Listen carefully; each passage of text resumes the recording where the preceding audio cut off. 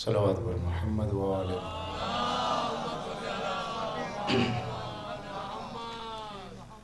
اعوذ باللہ السمیع العلی العظیم من الشیطان اللعین الرجیم بسم اللہ الرحمن الرحیم الحمد للہ الذی لا یبلغ مدحتہ القائلون ولا یحصی نعماہ العادون ولا یؤدی حقہ المجتہدون فطر الخلائق بقدرتہ نشر الریاح برحمتہ الصلاة والسلام علی اشرف الانبیاء والمرسلین خاتم النبیین رحمت للعالمین ابی القاسم محمد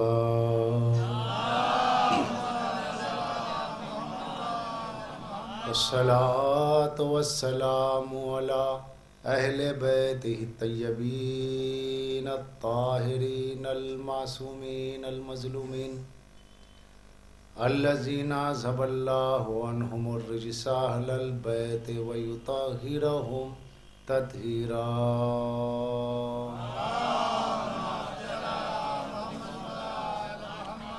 ولعنۃ اللہ علی اعدائہم ومنکری فضائلہم وغاصبی حقوقہم اجمعین من الآن الی قیام یوم الدین قال اللہ تعالی فی القرآن بسم اللہ الرحمن الرحیم انما یرید اللہ لیذھب عنکم الرجس اہل البیت ویطہرکم تطہیرا۔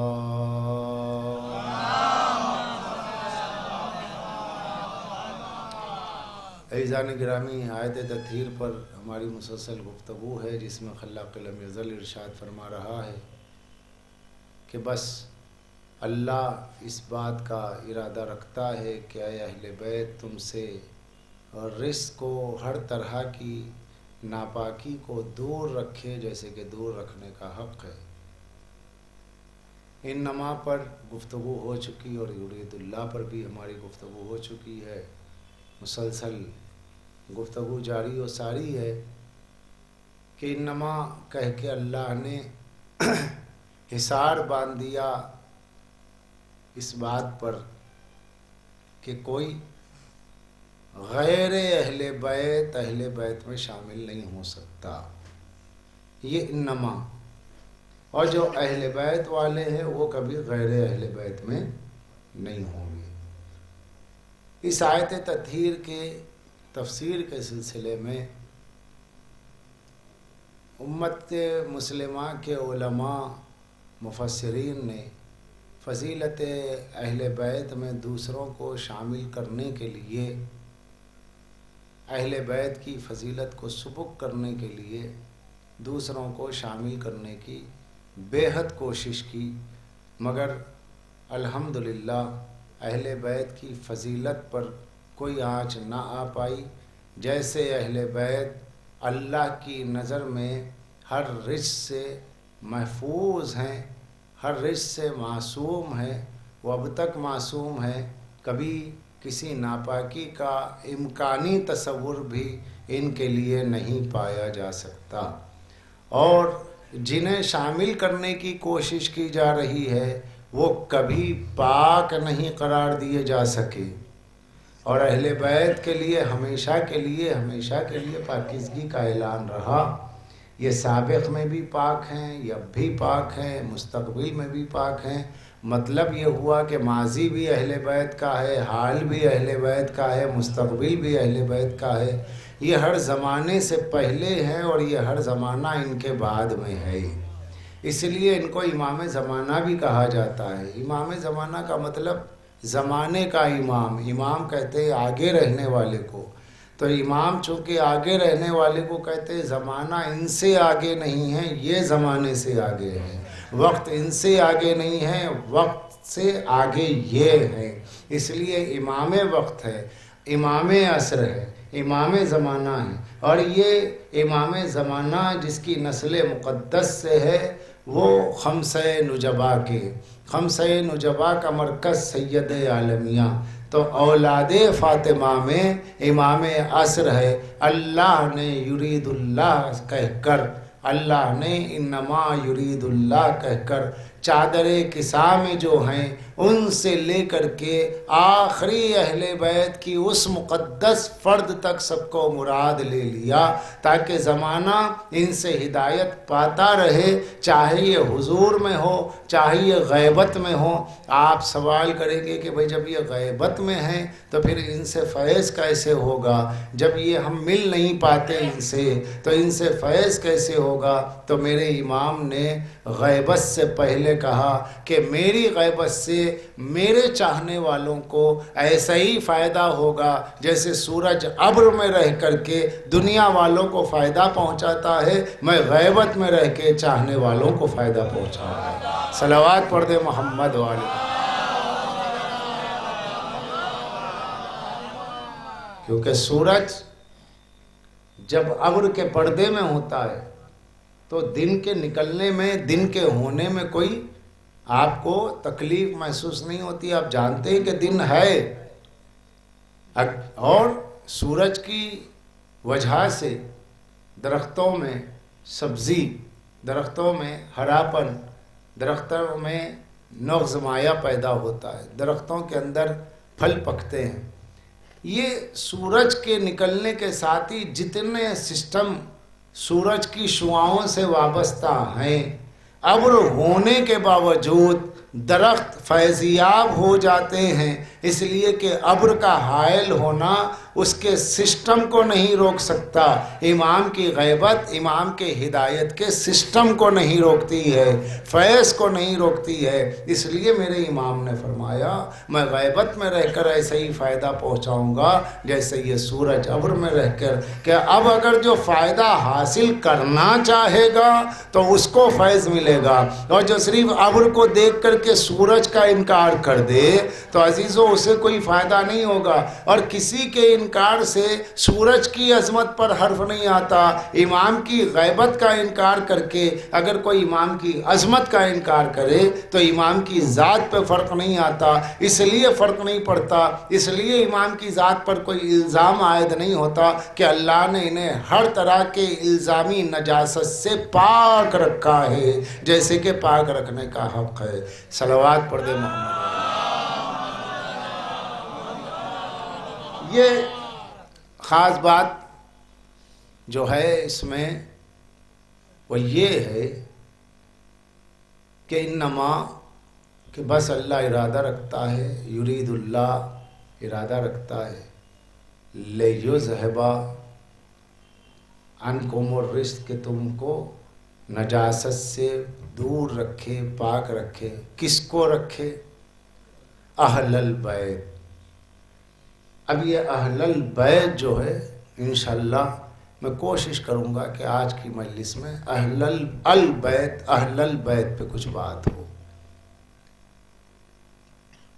یہاں لوگوں کو جو غلطی ہوئی یا لوگوں نے جان بوجھ کر کے کیا کہ اہل بیت میں ازواج کو شامل کرنے کی کوشش کی، ان کوششوں میں ان راویوں کا حصہ ہے جو اہل بیت سے بغض رکھتے تھے، وہ نہیں چاہتے تھے کہ اہل بیت کی جو خاص فضیلت ہے وہ فضیلت سب تک پہنچے۔ اس کے لیے ان لوگوں نے بنو امیہ کی نوکری کی اور بنو امیہ کی ملازمت میں اہل بیت کی فضیلتوں کو مشکوک کر دیا دوسروں سے جوڑ کر کے، تاکہ اہل بیت کی فضیلت خالص طور پر نہ رہ جائے، یعنی جو ان کی خصوصیت ہے اہل بیت کی وہ باقی نہ رہے۔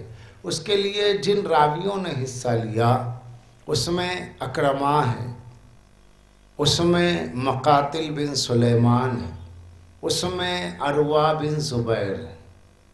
یہ تین راوی وہ ہیں جنہوں نے یہ کہا کہ اہل بیت میں ازواج شامل ہے۔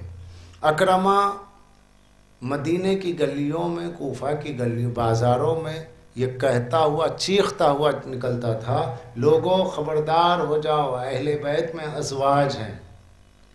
اب یہ 3 راوی ہیں، ان 3 راویوں کے حالات جو اہل سنت کی معتبر علم رجال کی کتابوں میں ملتے ہیں، تو اگر آپ علم رجال کی معتبر کتابوں دیکھیں تو اس میں آپ کو نظر آئے گا، تہذیب الکمال میں آپ کو ملے گا، میزان الاعتدال میں علامہ ذہبی نے لکھا، اکرمہ ابو جہل کا بیٹا، اکرمہ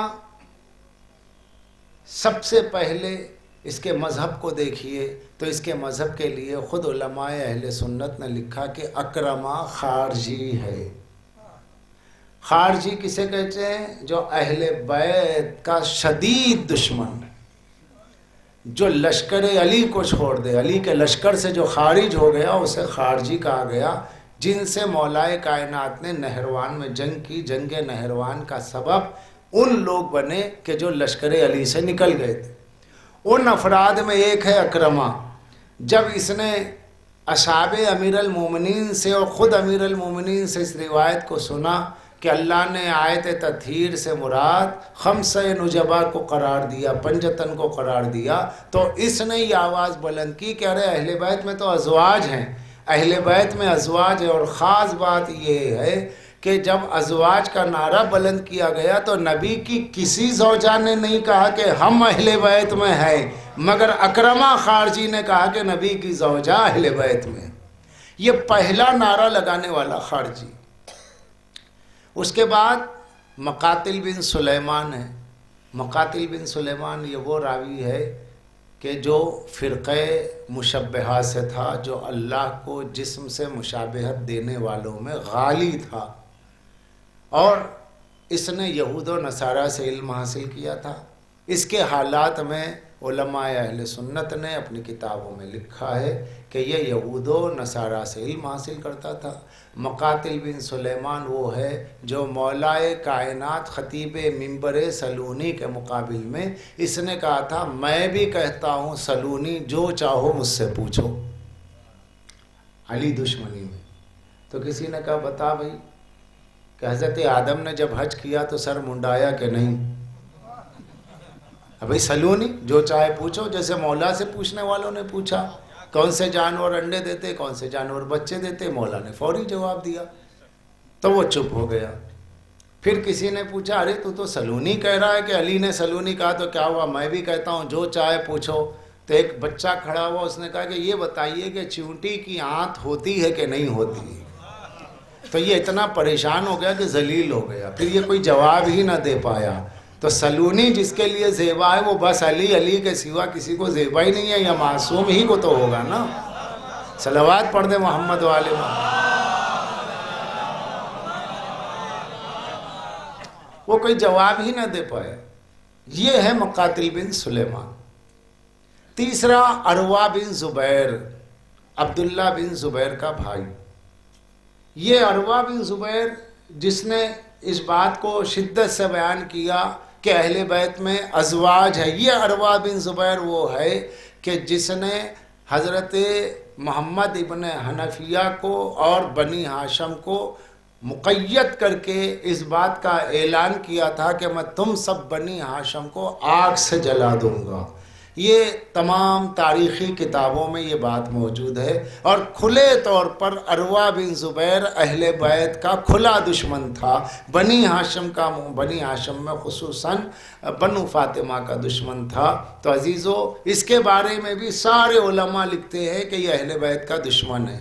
میرے کہنے کا مقصد یہ ہے کہ اہل سنت کی کتابوں میں جو روایات پائی جاتی ہیں کہ اہل بیت میں ازواج شامل ہیں، وہ راوی خود دشمنان اہل بیت ہیں۔ اب جو سنی ہوگا وہ کبھی دشمن اہل بیت نہیں ہو سکتا۔ جب سنی دشمن اہل بیت نہیں ہوتا تو ان سے روایتوں کو کیسے قبول کر لے گا جو اہل بیت کے دشمن رہے گے؟ صلوات پڑھ دے محمد والے محمد۔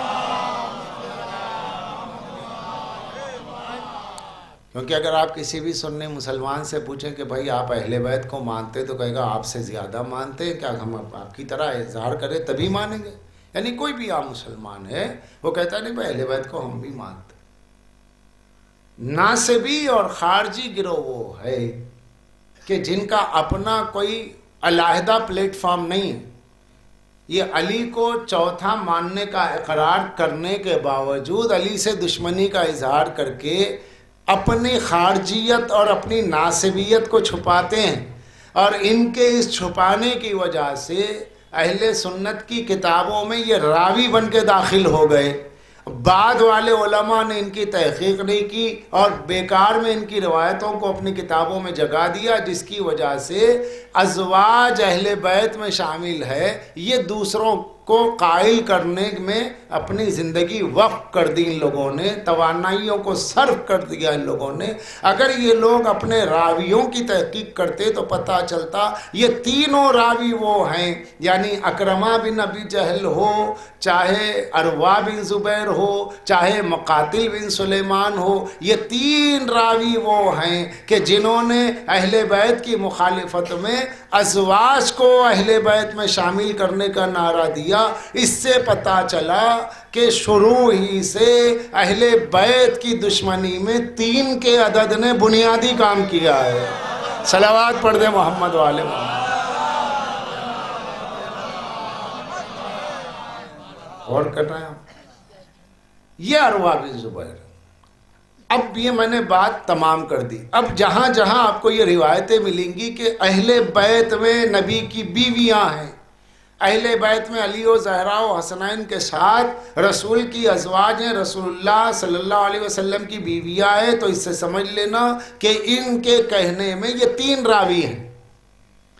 یہ تینوں دشمنان اہل بیت ہیں، اور جو ان تینوں سے روایت لیا ہے اس نے غلط فہمی سے لیا ہے یا جان بوجھ کر کے لیا ہے وہ جانے، مگر ہم اتنا جانتے ہیں کہ یہ خارجی ہے، اور جو خارجی ہے وہ کھلے طور پہ علی کا دشمن ہے. جیسے داعش خارجی ہے، سعودی خارجی ہیں، نجدی خارجی ہیں، یہ سب خوارج ہیں.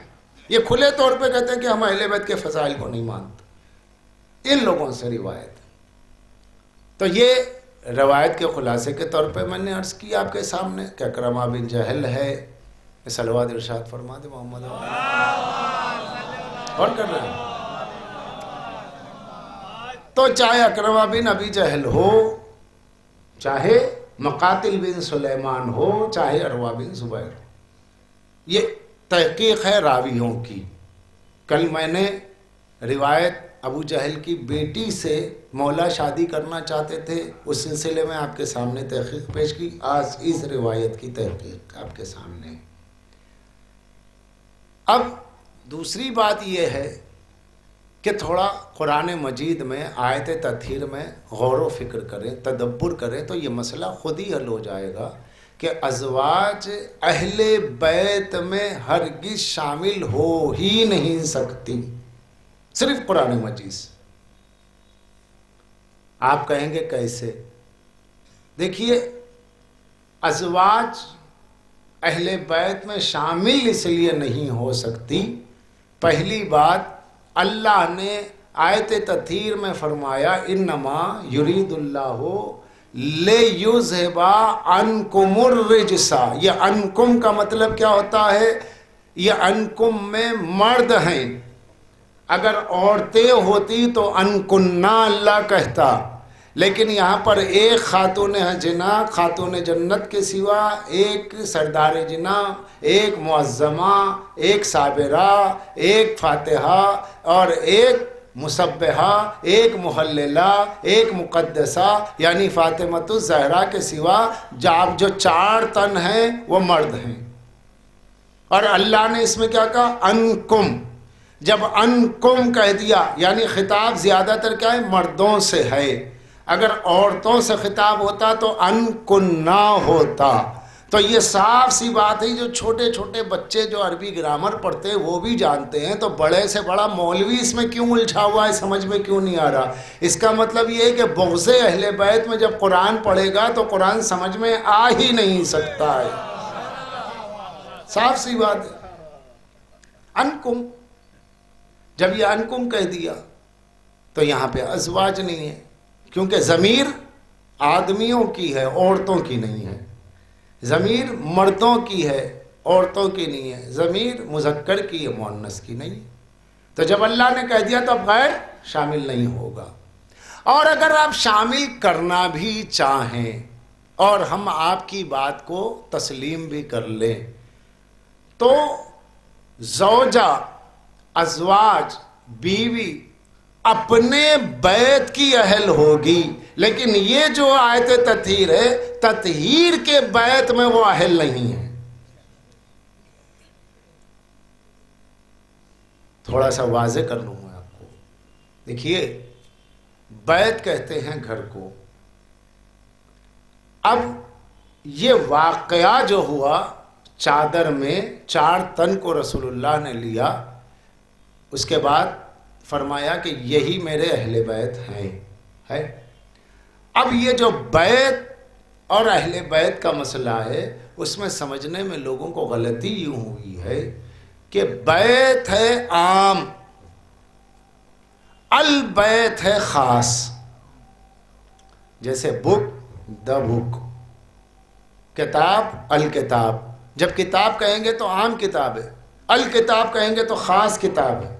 ایسے ہی بیت کے معنی ہے گھر، بیت کہیں گے تو عام گھر ہے، البیت اس کا مطلب ہے خاص گھر ہے، خاص گھر ہے۔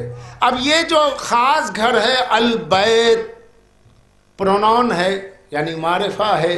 یہ البیت جو خاص ہے نا، یہ جو البیت فرمایا خاص گھر، یہ گھر مٹی کا، اینٹ کا، سیمنٹ کا گھر نہیں ہے۔ بیت یعنی جو گھر ہے بیت، وہ مٹی والا ہے، وہ سیمنٹ والا ہے، وہ پتھر والا ہے۔ لیکن آیت تطہیر میں جو البیت ہے نا، یہ مٹی اور گارے کا مکان نہیں ہے، بلکہ یہ رفعت اور عظمت اور عصمت کا مکان ہے۔ یہ عصمت کا مکان ہے، یہ رفعت کا مکان ہے۔ میں مقدمہ باندھ رہا ہوں، اس کو یوں سمجھیں کہ حضرت ام سلمہ ام المومنین سلام اللہ علیہا رضی اللہ تعالی عنہا نے یہ فرمایا کہ یا رسول اللہ کیا میں بھی شامل ہو جاؤں؟ تو یہ واقعہ ہوا ہی کہاں؟ یہ واقعہ تو ام سلمہ کے حجرے میں ہوا نا۔ خود ام سلمہ اپنے مکان میں ہیں، یعنی وہ جس بیت، جو بیت میں ہے، نفقے کے طور پر سرکار دو عالم نے جو حجرہ دیا، وہ تو اپنے مکان ہی میں تو کہہ رہی ہے یا رسول اللہ کیا میں آ جاؤں؟ تو یہ واقعہ خود مکان میں ہو رہا ہے، یعنی بیت میں یہ واقعہ ہو رہا ہے چادر والا۔ تو اب یہ جو چادر والا واقعہ ہو رہا ہے، تو ام سلمہ تو خود بیت میں ہے، بیت میں رہ کے کیوں کہہ رہی ہیں کیا میں آ جاؤں؟ اس کا مطلب ہوا بیت میں رہ کر کے جس بیت میں آنے کی بات کر رہی ہیں وہ البیت ہے، اور جہاں کھڑے رہ کے پوچھ رہی ہے وہ بیت ہے۔ جہاں کھڑے ہو کر کے پوچھ رہی ہیں وہ مٹی کا فرش ہے، وہ کھجوروں کی چھپر کا چھت ہے، وہ دیواریں مٹی کی ہیں، وہ بیت میں پوچھ رہی ہیں۔ اور جس میں آنے کے لیے پوچھ رہی ہے یہ خاص البیت ہے۔ یہ بیت کیسا ہے؟ سرکار دو عالم نے چادر تانی، جو چادر تانی تو یہ بنی چھت، اپنی دونوں ہاتھوں کا سہارا دیا تو 2 ہاتھ بن گئے ستون۔ مصطفیٰ نے اپنے ہاتھ سے چادر یعنی کسائی یمانی سے جو مکان بنایا ہے، یہ مکان بنایا ظاہری طور پر، مگر اب داخلے میں وہی آئے گا جو البیت کی صلاحیت رکھتا ہے، بیت والی نہیں،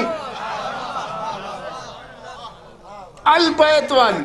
البیت یعنی عظمتوں والی، عصمت والا بیت ہے، رفعت والی بیت ہے، شان نبوت والی بیت ہے۔ یہ بیت معنوی ہے۔ اس میں سرکار فرما رہے ہیں کہ یہ ہے البیت۔ اللہ نے اس لیے کہا البیت۔ بھائی میں شیعہ سنی جھگڑا یہی ختم کر دینا چاہتا ہوں، اگر کوئی میری بات کو رد کرنا چاہتا ہے تو مجھ سے گفتگو کرے۔ عربی گرامر کے مطابق آیت تطہیر کا ترجمہ ہوگا اللہ کے، بس اللہ ارادہ رکھتا ہے کہ اے خاص گھر والوں، تم سے اللہ ہر ناپاکی کو دور رکھنے کا ارادہ رکھتا ہے جیسے کہ وہ چاہتا ہے، یعنی دور رکھنے کا جیسے حق ہے ویسے دور رکھتا ہے۔ تو یہ البیت ہوگا خاص. مترجمین نے اردو محاورات کے تحت ترجمہ کیا، اس کی گرامر کو پوری طرح ذہن میں رکھ کے نہیں کیا ہے، ورنہ اگر صحیح معنی کیا جائے تو بیت نہیں، اے اہل بیت نہیں، اے خاص اہل بیت، یعنی خاص بیت والوں، خاص گھر والوں. یہ خاص گھر کون سا ہے؟ یہ گھر مٹی کا نہیں ہے، یہ گھر پتھر کا نہیں ہے، یہ عظمت نبوت کا، یہ رفعت نبوت کا، یہ عصمت نبوت کا مکان ہے. اس لیے بیت کی بات نہیں، البیت کی بات ہے. بیت میں زوجہ مانی جائے گی، بیت میں کوئی ام المومنین کہے مانی جائے گی، مگر البیت میں کوئی شامل نہیں ہے. اس کو تھوڑا ہمارے ان برادران کے لیے جو مجالس میں آتے ہیں، اور چونکہ یہ مجالس ریکارڈ ہو رہی ہیں، اغیار بھی سنتے ہیں، تو عام برادران اسلامی جب اسے سنیں تو اس میں مزید دلیل کی پختگی کے لیے میں قرآن مجید ہی سے اس کا فیصلہ کر دوں، کیونکہ قرآن سب کے لیے مشترک ہے. بخاری ہم پہ حجت نہیں ہے، کافی ان پہ حجت نہیں ہے، قرآن تو سبھی پڑھتے ہیں. آیت تطہیر سے پہلے جب آپ چلتے ہیں، یہ غلط فہمی ہو کہ وہ پہلے بھی ازواج کا ذکر ہے، بعد میں ازواج کا ذکر ہے، تو درمیان میں بھی لوگوں نے سمجھا ایسے ہے. لیکن بیت کا جھگڑا ہے. بیت، یہ جو گھر ہے، بیت یعنی گھر، گھر والے، گھر والوں میں بیوی کے بغیر بچے کیسے، زوجہ کے بغیر بچے کیسے، لہذا پہلے زوجہ بعد میں بچے. اس سینس کے اعتبار سے لوگوں نے کہا کہ یہ عجیب شیعہ ہے بھائی، یہ لوگ بچوں کو تو گھر والے مانتے ہیں، بیویوں کو گھر والا نہیں مانتے. تو لہٰذا لوگوں نے کہا کہ ہاں ان کی بات غلط ہے، پہلے بیوی پھر بچے. اور یہ بیوی کا نعرہ کہاں سے چلا؟ اکرمہ سے، عروہ بن زبیر سے، مقاتل بن سلیمان سے. یہ بنو امیہ کے آپ کے تنخواہ یاب ملازمین، وظیفہ خور حضرات، ان لوگوں کے دور سے یہ چیزیں چلی ہیں اور ان کو شہرت ملی. اب قرآن مجید کی روشنی میں فیصلہ آپ کریں تو قرآن ازواج رسول کے بیت میں ہونے سے انکار نہیں کرتا، اس لیے کہ کوئی بھی زوجہ بغیر گھر کے رہے گی کہاں؟ بھائی رسول اللہ کی زوجہ ہیں تو ان کا بھی کوئی مکان ہوگا، نان و نفقہ ہے، روٹی کپڑا اور مکان ہے، تو حضور نے رہنے کے لیے حجرہ دیا نا، مکان دیا نا. تو جب مکان دیا تو مکان میں مکان والی ہے. مگر یہ جو اہل بیت ہے یہ بیت نہیں البیت ہے. اب دونوں میں فرق کیا ہے کہ پہلی بات یہ ہے کہ اللہ نے ازواج رسول کے لیے فرمایا وَقَرْنَا فِي بُيُوتِكُنَّ، اے نبی کی بیویوں اپنے اپنے بیت میں رہو. بیت نہیں بیوت. یہ بیوت کیا ہے؟ پرولر ہے. بیت سنگولر ہے، پرولر ہے جمع. یہ تمام بیوت، اے نبی کی بیویوں اپنے اپنے بیوت، اپنے اپنے حجرے، اپنے اپنے بیت، اپنے اپنے گھر میں رہو.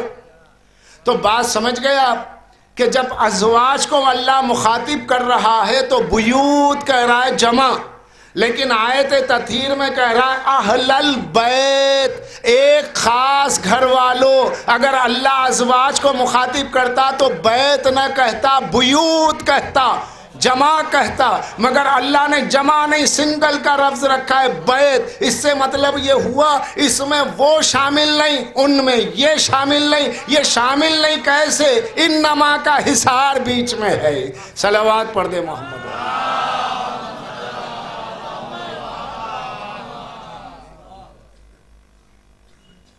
اور اگر کیونکہ اس مجلس میں بہت سی باتیں میں صرف امہٹ اور سلطان پور کے مجمع کو ذہن میں رکھ کے نہیں پڑھ رہا ہوں، کیونکہ یہ باتیں یوٹیوب پر بھی جاتی ہیں تو اس کے سننے والے ہر جگہ کے لوگ ہوتے ہیں، انہیں بھی ذہن میں رکھ کے کچھ پڑھنا ہے.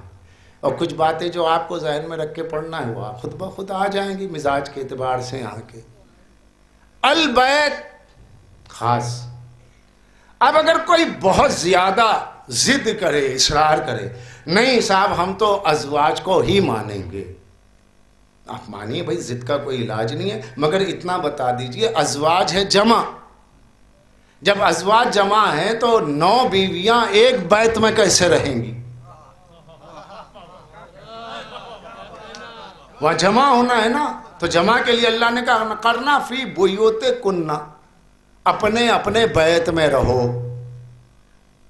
اپنے اپنے بیت میں رہو۔ تو جو اپنے اپنے بیت میں رہے وہ اپنی بیت کی اہل ہے، لیکن یہ جو البیت ہے اس میں وہ نہیں ہے۔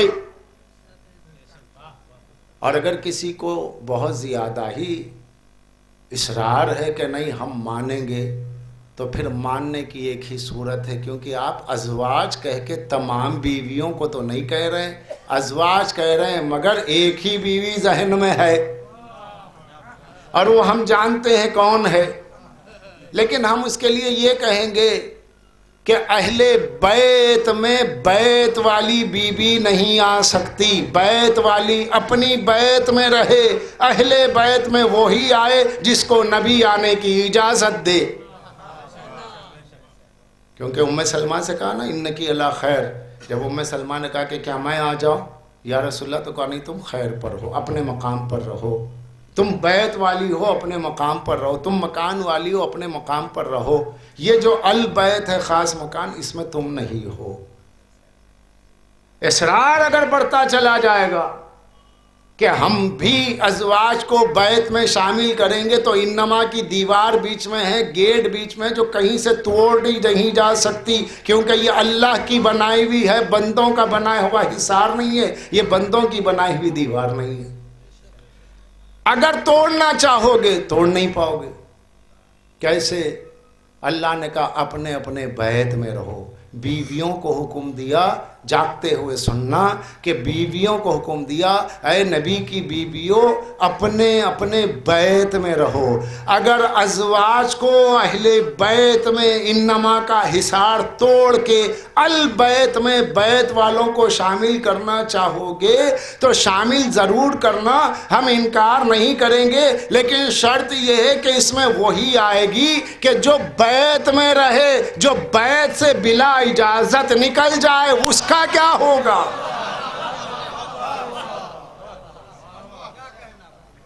جو بیت سے نکل جائے، ارے بھائی جب تک گھر میں ہیں گھر میں ہیں، جب گھر سے نکل جائے تو اللہ نے رہنے کی اجازت دی ہے، گھر سے نکلنے کی نہیں دی ہے۔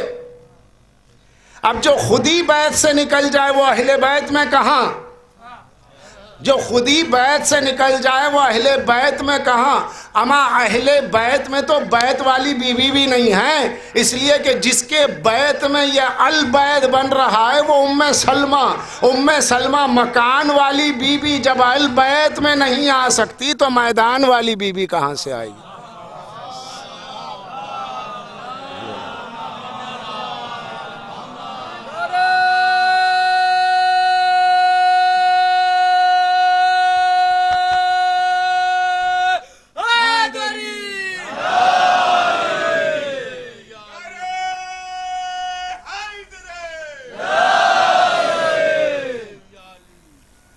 اور کرنا ہے آپ تو دو باتیں ہیں نا، تو بیت عام ہے، البیت خاص ہے۔ یہ ام سلمہ کا حجرہ ہے، اس حجرے میں یہ واقعہ ہوا تو ام سلمہ جو بیت والی بی بی ہے وہ اجازت مانگ رہی ہے مجھے البیت میں آنے دو۔ رسول اللہ کہہ رہے ہیں نہیں تم ٹھیک ہو اپنی جگہ، تو جب مکان والی بی بی نہ آئی تو میدان والی تو خود ہی گھر چھوڑ کے چلی گئی ہے نا، وہ کیسے آ جائیں گی؟ بات صاف ہو رہی ہے کہ نہیں؟ یہ حجرہ، یہ اللہ نے کہا کرنا فی بیوت کننا، اپنے اپنے بیت میں رہو، تو رسول اللہ نے ہر زوجہ کو ایک بیت، ایک گھر دیا، ایک حجرہ دیا جس میں وہ رہتی تھی، لیکن وہ حجرے میراث کے طور پر نہیں دیے، وہ نفقے کے طور پر دیے یا میراث کے طور پر دیے؟ اس سے سوال حل کیجیے۔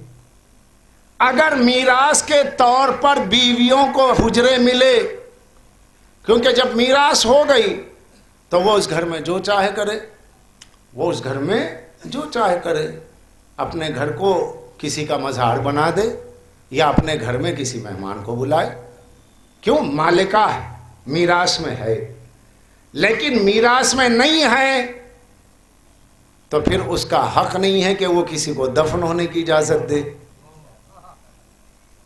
اب آپ کو فیصلہ کرنا یہ ہے کیا رسول اللہ صلی اللہ علیہ وآلہ وسلم نے اپنی بیویوں کو،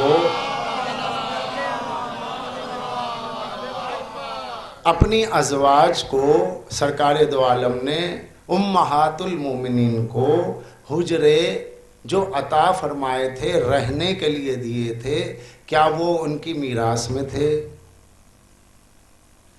اگر میراث میں تھے، یعنی ورثے میں حجرے بعد رسول جو وہ حجروں میں رہی تو اس کی مالکہ ہو گئی، کیا وہ میراث میں تھے؟ اگر میراث میں تھے تو عجیب بات ہے کہ زوجہ کو تو میراث مل جائے، بیٹی کو میراث نہ دی جائے۔ اور اگر نہیں میراث میں نہیں تھے تو پھر سوال یہ ہوتا ہے کہ پھر ان حجروں پہ قبضہ کیسے رہا؟ وہ حجرے تو امت کے لیے وقف ہو جانا چاہیے تھے۔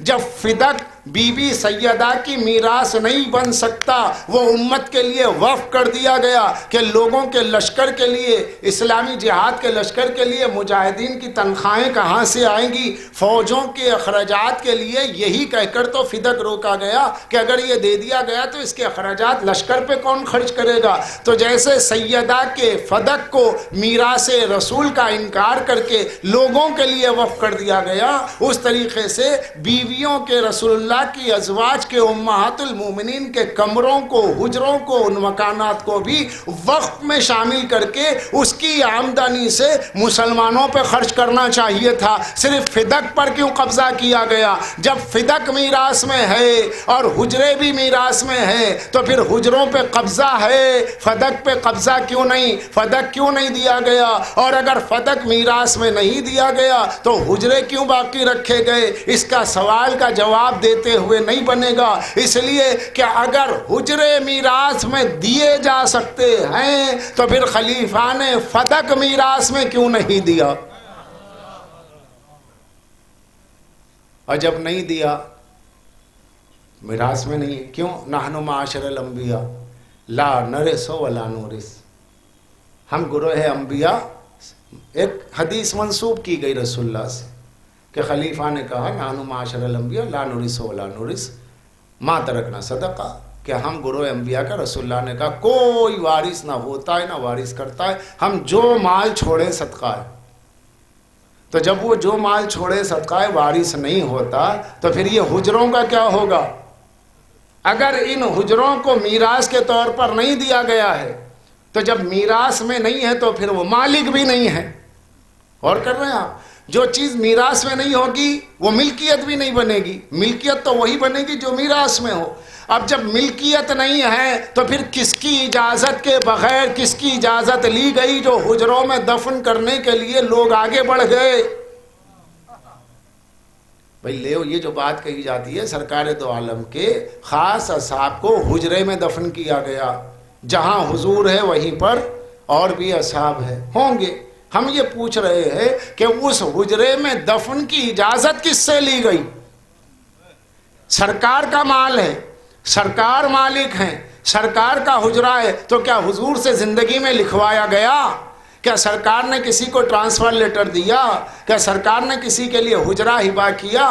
سرکار مالک ہیں، رسول اللہ مالک ہیں، تو رسول اللہ تو دنیا میں نہیں ہے۔ اب جو زوجہ ہیں وہ زوجہ کی میراث میں حجرہ نہیں ہے، کیونکہ آپ نے پہلے ہی کہہ دیا کہ رسول میراث میں کچھ رکھے ہی نہیں، سب صدقہ۔ تو جو چیز وقف و صدقہ بن جائے اس کے اوپر کس کی اجازت سے دفن کیا گیا؟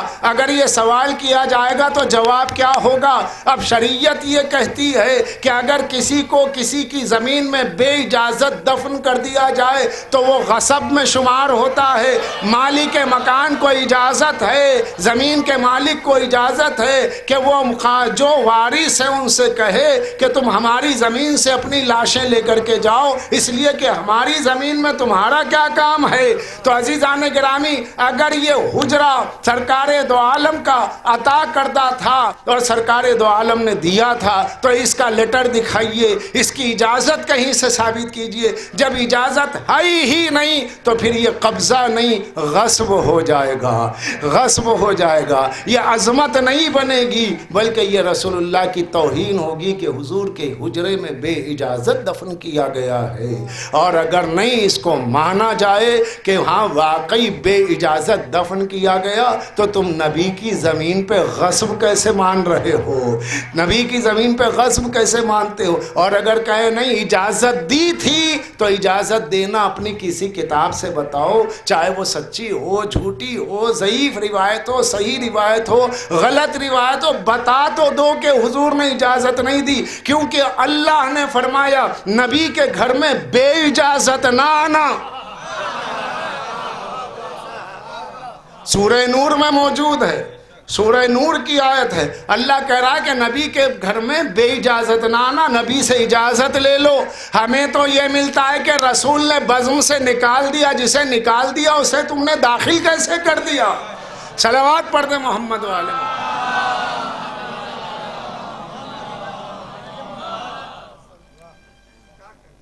صاف صاف سا مضمون ہے، کوئی الجھاؤ ہے؟ سمجھنے میں کوئی دشواری ہے تو مجھے بتائیے تاکہ میں کلیئر کر سکوں۔ بات صاف ہے نا کہ اللہ کے نبی نے اگر حجروں کو میراث میں دیا تھا تو جب حجرے بیوی کی میراث بن سکتے ہیں تو بیٹی کو میراث کیوں نہیں مل سکتی؟ یعنی بیویوں کو میراث دیا، بیٹی کو نہیں دیا؟ اور اگر نہیں میراث نہیں دیا تو پھر کس کی اجازت سے آپ نے دفن کی اجازت دی؟ وہ اجازت نامہ ہے تو وہ دکھائیے، جب نہیں ہے تو پھر ہم کچھ کہیں تو ہم کافر کیوں ہیں؟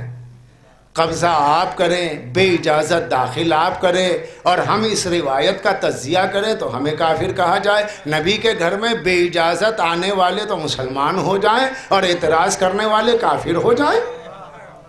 اگر آپ کے گھر میں آپ کے مولوی کے گھر کو کوئی قبضہ کر لے، شیخ الاسلام کے گھر کو کوئی قبضہ کر لے، کیا نام ہے آپ کے حضرت جی کے کسی حجرے اور مکان پہ کسی کمرے پہ کوئی قبضہ کر لے اور وہاں پر دوسروں کو اپنے گھر والوں کو لا کے دفن کرے تو کیا آپ قبول کریں گے؟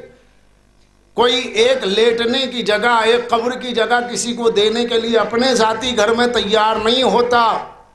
اور جس نبی کا کلمہ پڑھتے ہیں ہم وہی تو بات کر رہے ہیں کہ بھائی آپ جس کو عظمت کی دلیل بنا رہے ہو کہ ان کی عظمت یہ ہے، یہاں دفن ہے، یہ عظمت تب قبول ہوگی جب رسول سے یا تو اجازت لے جائے یا اس کا اجازت نامہ موجود ہو۔ جب آپ کی کتاب میں اس کی اجازت ثابت نہیں ہے تو سیدھے سیدھے ظلم ہے، تو یہ ظلم کی تصویر ہے، عظمت کی تصویر نہیں ہے۔ صلوات پڑھ دے محمد والے۔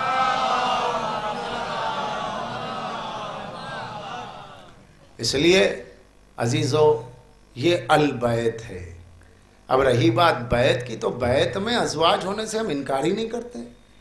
اگر کچھ ہمارے برادران صاحبان ممبر اگر کہتے ہیں کہ نہیں کہیں بھی نہیں ہو سکتا تو وہ اگر ایسا کہتے ہوں، پہلے تو کوئی کہتا نہیں، اگر کسی نے کہہ دیا تو غلط فہمی ہو گئی، اس کو کہہ دیا ہو گیا۔ ہم یہ کہہ رہے ہیں کہ جو جس حجرے میں ہے وہ وہاں کے لیے تو البیت وہ بیت میں ہے۔ آیت تطہیر میں جو البیت ہے اس میں صرف 5 تن ہے، 6 تن نہیں ہے۔ اور یہ وہ ہیں کہ اللہ نے انما کہہ کے حصار کھینچ دیا۔ جب اللہ نے انما کہہ کے حصار کھینچ دیا تو سرکار نے 4 تن کو لیا، زہرا کو، علی کو، حسن کو، حسین علیہ السلام کو، سب کو لے کر کے کیا فرمایا؟ اللہم ہؤلاء اہل بیتی، اے میرے اللہ کیا ہیں؟ یہ میرے اہل بیت۔ یہی تو ترجمہ ہوتا ہے، اے اللہ یہ میرے اہل بیت۔ مگر نہیں، یہ میرے اہل بیت کہنے میں گنجائش ہے، یہ تو ہیں مگر کوئی اور بھی ہیں، یہ تو ہیں کوئی اور بھی ہیں۔ اس لیے اس کا صحیح ترجمہ میں آپ کو سناتا ہوں۔ یہ اہل بیت ہے ترجمہ، مگر مکمل ترجمہ نہیں ہے، ناقص ترجمہ ہے۔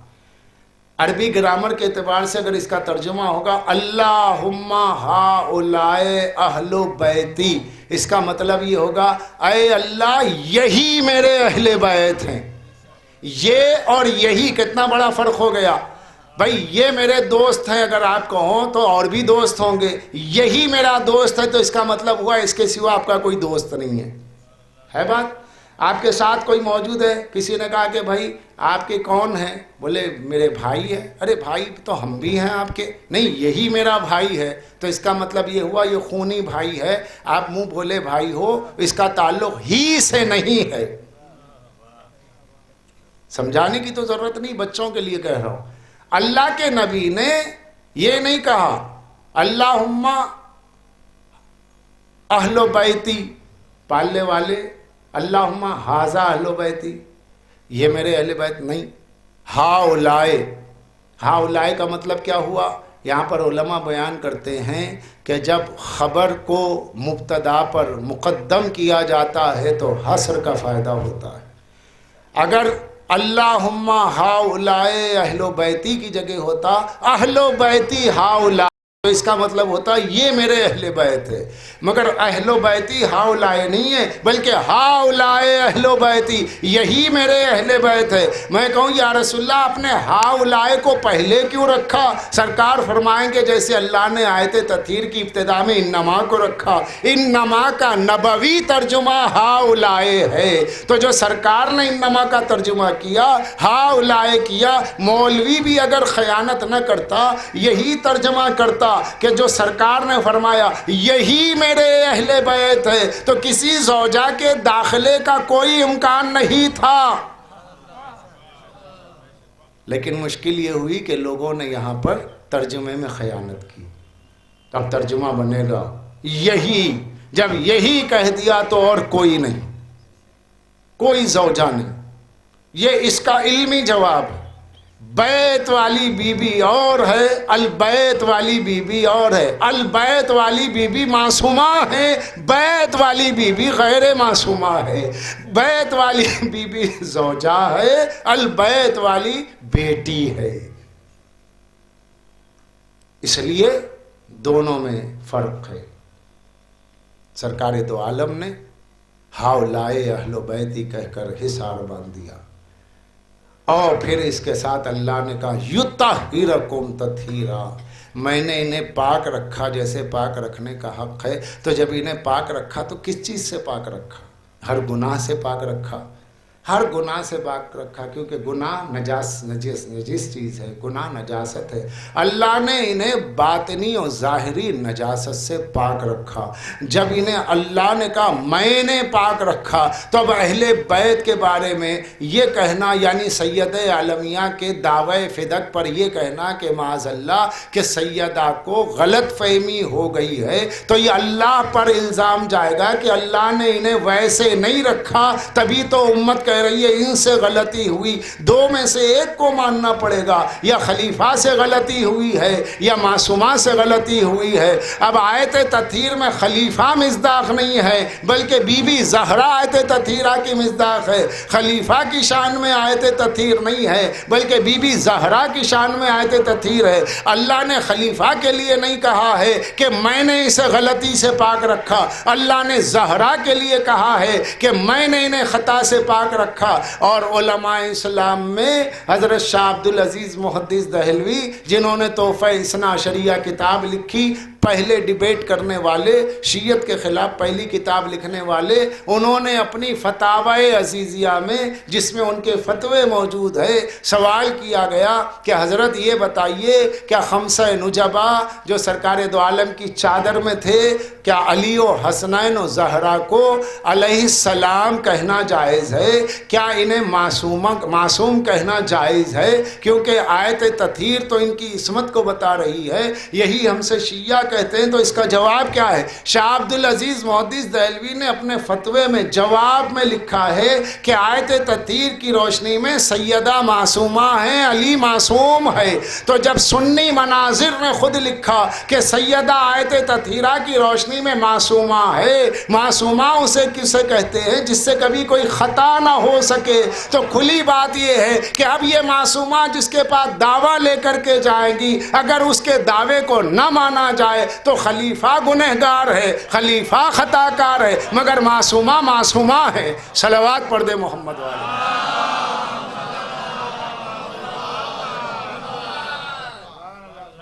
کیا یہ کوئی چھوٹی بات ہے کہ ہندوستان کا سب سے بڑا بابا آدم مناظرین کا، وہ یہ لکھ رہا ہے اپنے فتوے میں کہ اہل بیت معصوم ہیں. اور ان کے بابا شاہ ولی اللہ محدث دہلوی نے اپنی کتاب خیر کثیر میں لکھا، خیر کثیر کتاب ہے جو چھپی ہوئی ہے، اس میں لکھا کہ اہل بیت معصوم ہے. جب باپ اور بیٹے دونوں لکھ رہے ہیں اور دونوں انڈیا کے سب سے بڑے محدث، کوئی بریلوی ہو، کوئی دیوبندی ہو، کوئی ندوی ہو، یہ سب بات کے ہیں، مگر یہ باپ بیٹے سب کے سب سے بڑے ہیں، لہٰذا ندوی دیوبندی بریلوی کبھی ان سے اختلاف نہیں کرتے، یہ جو کہہ دے وہی صحیح ہے، کیونکہ سب سے بڑے یہی لوگ ہیں، اور یہی وہ لوگ ہیں جنہوں نے ہندوستان میں شیعت کے خلاف بنیادی طور پہ مناظرے کا دروازہ کھولا، اور یہی دونوں باپ بیٹے ہیں کہ جو اہل بیت کو معصوم لکھ رہے ہیں. تو میں یہ کہنا چاہتا ہوں کہ جب اہل بیت کو علماء اہل سنت کے سب سے بڑے مناظرین نے شیعوں کے خلاف سب سے پہلی کتاب لکھنے والوں نے پنجتن پاک کو معصوم لکھا، شہزادی کونین فاطمۃ الزہرا کو معصومہ لکھا، تو اب یہ پنجتن میں جب کوئی جس کے مقابل میں جائے گا پنجتن حق پر ہوں گے، سامنے والا باطل پر ہوگا، تو ہم ان کی عصمت کے معیار پر دیکھیں گے کہ اب اگر یہ مقدمہ اپنا لے کر کے جا رہے ہیں اور اس کے بعد یہ کہہ رہی ہیں شہزادی کہ میں فلاں سے ناراض ہوں، فلاں سے ناراض ہوں، اور بخاری شریف کے جلد دویم کے حدیث نمبر 1382 میں علامہ وحید الزمان نے جس عربی سے اردو ترجمہ کیا، انہوں نے جب یہ صاف لکھ دیا کہ سیدہ نے وصیت فرمائی کہ ابو الحسن میرے جنازے پہ فلاں فلاں نہ آنے پائے، تو یہ سیدہ کی ناراضگی معصومہ کی ناراضگی ہے، معصومہ کی ناراضگی خدا کی ناراضگی ہے، اور اللہ جس سے ناراض ہوتا ہے، تو اللہ کو جو اذیت پہنچاتا ہے سیدہ کے ذریعے سے، اس کے لیے سورہ احزاب میں اللہ نے فرما دیا الذین یؤذون للہ ورسولہ لعنہم اللہ فی الدنیا والآخرہ، جو اللہ اس کے رسول کو تکلیف پہنچاتے ہیں ان پر دنیا میں بھی لعنت ہے، آخرت میں بھی لعنت ہے. یہ قرآن ہے، میں کوئی اور بات نہیں پڑھ رہا ہوں، قرآن کہہ رہا ہے کہ جو اللہ رسول کو اذیت دے اس پر دنیا میں بھی لعنت ہے، آخرت میں بھی لعنت ہے. اللہ کو اذیت کہاں سے پہنچے گی؟ اللہ کوئی جسم نہیں ہے، مگر رسول کو اذیت پہنچانا ایسے جیسے اللہ کو اذیت پہنچانا. اب سرکار نے فرمایا فاطمہ تو بزت منی من ازاہا ازانی، فاطمہ میرا جز ہے، جس نے اسے اذیت پہنچائی اس نے مجھے اذیت پہنچائی، اور ادھر اللہ کہہ رہا ہے جس نے تجھے اذیت پہنچائی اس پر میری لعنت ہے. تو اب یا تو سیدہ کو معصوم تسلیم کرتے ہو کیونکہ تمہارے بڑے بڑے علماء نے تسلیم کیا سیدہ معصومہ ہے، تو سیدہ کی ناراضگی دراصل خلیفہ کے گلے میں اللہ کی لعنت کا طوق ماننا پڑے گا.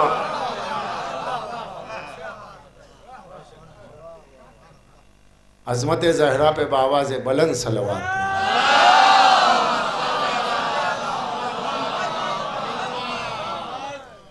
ہو سکتا میرے سننے والوں میں جو غیر ہیں میری اس جملے سے انہیں تکلیف پہنچے کہ ارے بھائی خلیفہ کے گلے میں لعنت کا طوق کہہ رہے ہیں، لیکن میں نے قرآن کی آیت پڑھی کہ جو اللہ اور رسول کو تکلیف پہنچائے اللہ کہتا ہے دنیا و آخرت میں اس کے پر لعنت ہے. اور حدیث بخاری ہے کہ سیدہ فلاں فلاں سے ناراض تھی، یعنی شیخین سے، شیخین یعنی ابو بکر و عمر سے، صاف طور پہ روایت موجود ہے کہ فلاں فلاں سے میں ناراض ہوں. جب یہ ناراضگی اور ادھر اللہ کہہ رہا ہے کہ جس نے رسول کو تکلیف پہنچائی اس پہ لعنت ہے.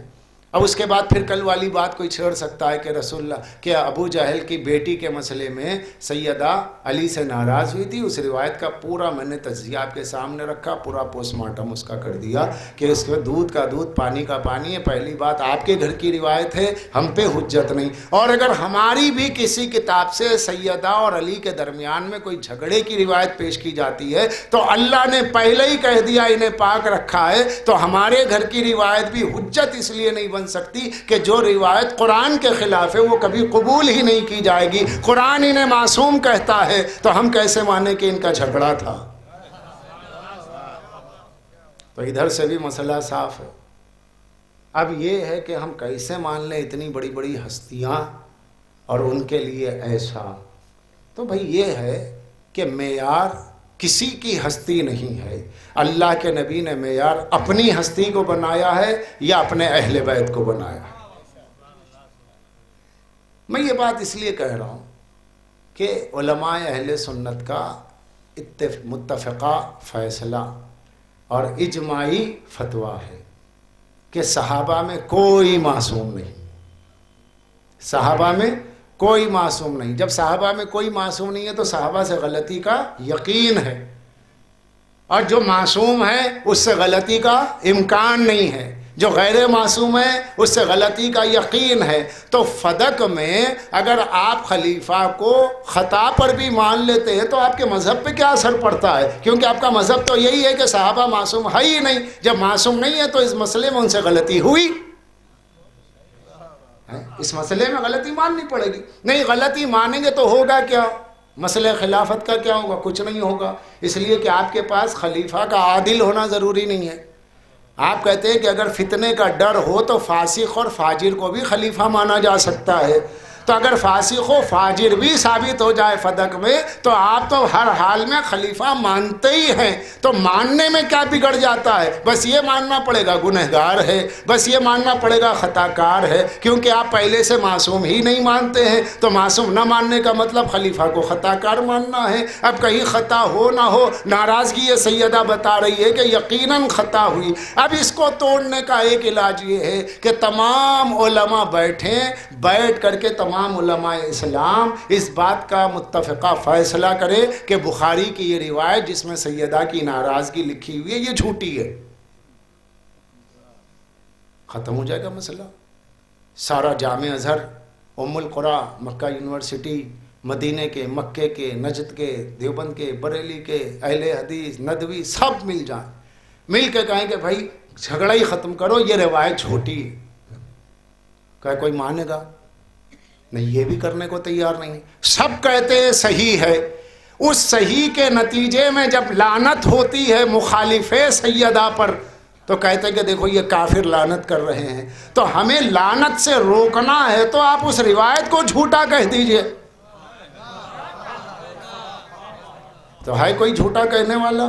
نہیں، سب کہتے ہیں صحیح نہیں۔ بعدس کلام باری، بعدس کلام باری میں نبی کا جز جس سے ناراض لکھا ہوا ہے کہ نبی کا جز ہے سیدہ، اور ایسا جز ہے کہ اگر یہ جز نہ ہو تو کل تسلیم نہ کیا جائے، یہ کل تسلیم نہ کیا جائے۔ ناراضگی مصطفیٰ، ناراضگی سیدہ، ناراضگی بطول، ناراضگی رسول۔ تو میں علماء سے یہی درد مندانہ اپیل کرتا ہوں کہ وقت اتحاد کی ضرورت ہے۔ بے شک ہمارے دل میں بھی اتحاد کا جذبہ ہے، ہم چاہتے ہیں کہ عالم اسلام میں اتحاد رہے اور سب ایک پلیٹ فارم پر رہے، اختلافات نہ ہو۔ صدیوں سے اختلافات ہیں تو اس کا مطلب نہیں ہے کہ پھر صدیوں باقی رہے۔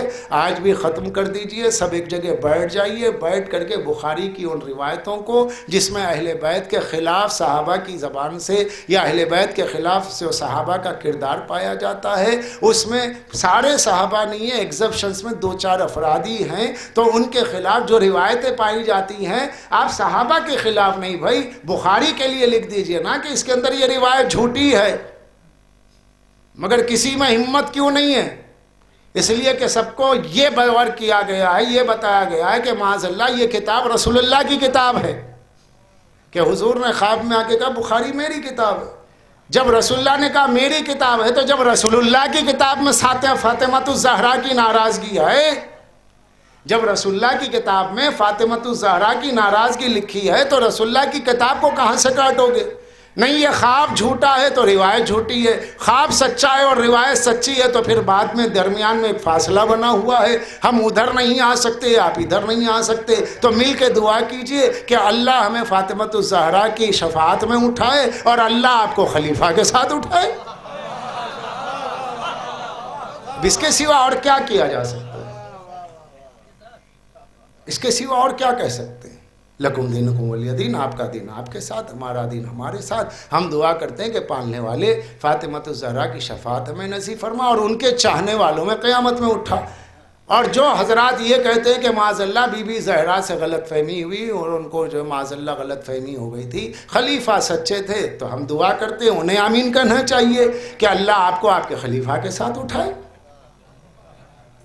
آپ ہمارے لیے آمین کہیے، ہم آپ کے لیے آمین کہیں گے، اس میں کوئی بد دعا تو نہیں ہے نا بھائی؟ یہاں آمین بولنے میں کیا ہے؟ دو کے ساتھ تو اٹھ نہیں سکتے، ایک ہی کے ساتھ اٹھنا ہوگا۔ صلوات پڑھ دیں محمد والے محمد۔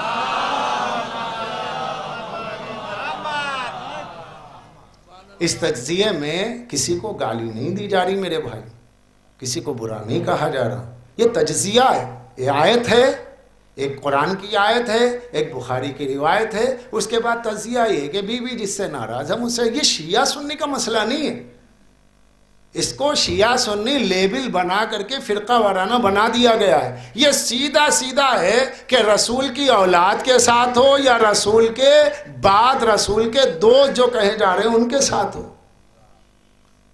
خلیفہ کے ساتھ ہو یا اولاد رسول کے ساتھ ہو، فیصلہ ہو گیا بھائی ہم اولاد رسول کے ساتھ ہیں، آپ خلیفہ کے ساتھ ہیں، ہم آپ کو کچھ نہیں کریں، ہم یہی کریں کہ ہم دعا کرتے ہیں، آپ بھی دعا کیجئے۔ ناراضگی یہ سیدہ کا اگر اعتبار نہ ہوتا، سیدہ کی ناراضگی کا اگر وزن نہ ہوتا تو امت آج تک یہ کتابوں میں کیوں لکھتی کہ نہیں نہیں نہیں یہ واقعہ جو ہے اہم ہے، ہونے کے باوجود اس واقعے کے سلسلے میں یہ لکھتی ہے کہ بڑوں کا مسئلہ ہے۔ واہ رے بڑوں کا مسئلہ، اگر چچا کی زمین ایک بالش، آپ کے ابا کی زمین ایک بالش چچا بھی کھا لے تو کورٹ سے نکلوا لیں گے اپنی زمین۔ عید میں کوئی گلے نہیں مل رہا ہے کیونکہ چچا نے ابا کی ایک بالش زمین کھا لی ہے، سلام نہیں کر رہے ہیں کیونکہ چچا نے ابا کی ایک بالش زمین کھا لی ہے۔ ہاں ہم کہتے ہیں کہ میاں بڑوں کا مسئلہ ہے، تمہیں کیا کرنا ہے، تم ملو، عجیبہ اچھے بڑے ہیں، ہمارے ابا کی زمین کھا گئی، ہم انہیں چچا کہے، بھائی کا رشتہ ہی نہیں جب انہوں نے ابا سے رکھا تو ہم چچا کا رشتہ کیسے رکھے؟ اما انہوں نے آل رسول سے محبت کا نہیں رشتہ رکھا ہے تو ہم کیسے ان کا لحاظ کر لیں؟ آپ کو اپنے گھر کی ایک بالش زمین منظور ہے، ایک بالش زمین میں آپ اپنے خونی رشتے کو قربان نہیں کر سکتے اور وہاں پر کہہ سکتے ہیں کہ نہیں مال قربان نہیں ہوگا، خونی رشتہ صحیح غلط ہے، باطل ہے، تو باطل کو باطل کہیں گے چاہے خونی رشتہ ہو، چچا کیوں نہ ہو، بھائی کیوں نہ ہو، کیونکہ حق رشتے کو نہیں دیکھتا۔ تو صحابیت کسی رشتے کا نام نہیں ہے، صحابیت نسبت کا نام ہے۔ جب تک یہ ان سے نسبت رسول سے ہے تو وہ نسبت بطول کی محبت سے وابستہ ہے، اگر بطول کی محبت سے نسبت رسول نہیں ہے تو پھر صحابیت کا رشتہ ہی باقی نہیں رہے گا۔ اس لیے بطول جس سے ناراض ہے رسول اس سے ناراض ہے، اب جس سے بطول راضی ہے ہم اسے رضی اللہ عنہ کہتے ہیں، اب جس سے بطول ناراض ہے ہم اسے رضی اللہ عنہ نہیں کہتے۔ یہ مسئلے دو اور دو چار کی طرح۔ اس کے بعد اگر کوئی چاہتا ہے کہ امت میں اتحاد و اتفاق ہو تو اب اسے کوئی نیا پلیٹ فارم بنانے کی ضرورت نہیں ہے، بلکہ اسے کرنا یہ ہے کہ جو اللہ کے نبی نے اس کو مرکز دیا قرآن اور اہل بیت کا، وہ اسی مرکز پر چلے۔ اگر اس سے وابستہ ہے تو ٹھیک ہے۔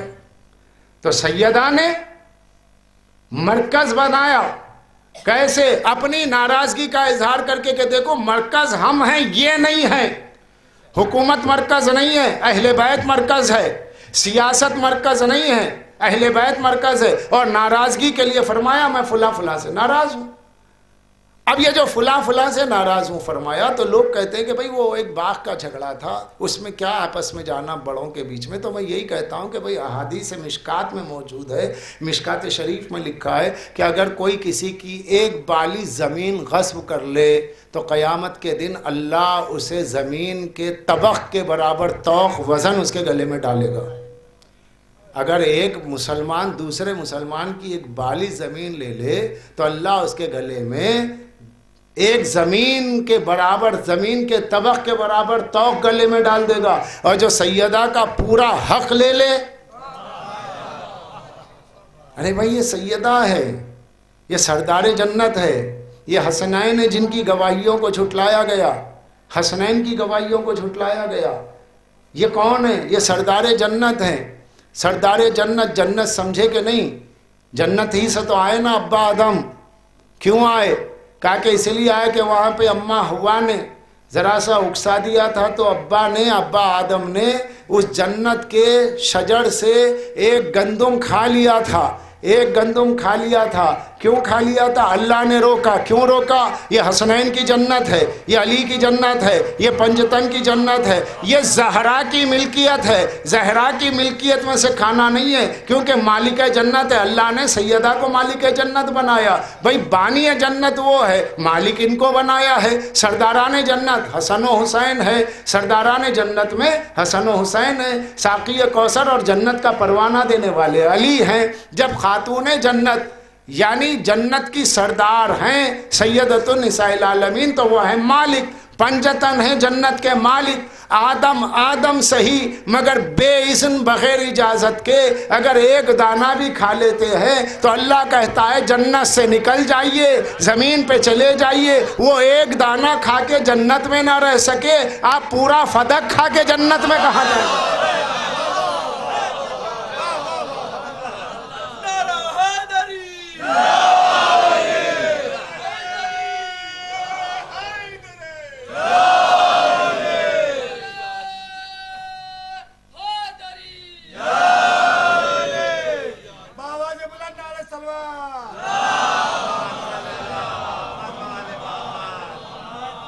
کیونکہ جنت میں داخلہ تو ان کی اجازت سے ہوگا.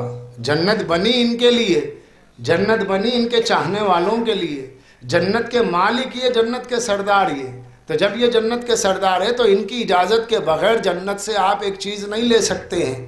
تو جو پورا فدق ہی لے لے اس کے لیے کیا کہا جائے گا کہ اللہ راضی ہو. اللہ نے اپنی رضامندی کی مہر سیدہ کے لبوں پہ رکھی ہے. یہ ولیہ، یہ صابرہ، یہ معظمہ، یہ ہاں کہہ دے تو اللہ ہاں کہتا ہے، یہ نہ کہہ دے تو اللہ نہ کہتا ہے. یہاں پر صحابیت نہیں دیکھی جائے گی، یہاں پر اطرت دیکھی جائے گی، یہاں اہل بیت دیکھے جائیں گے، یہاں پر عظمت دیکھی جائے گی. صحابیت تب تک قابل احترام ہے جب نبی کا احترام کرے. نبی کے احترام سے مراد نبی کے قانون شریعت کا احترام کرے. قانون شریعت کیا ہے؟ میراث بٹے گی. اب جو میراث سے انکار کرے وہ قرآن سے انکار، جو قرآن سے انکار کرے سیدہ اس سے راضی نہیں. جب سیدہ ناراض تو رسول بھی ناراض، رسول بھی ناراض تو خدا بھی ناراض.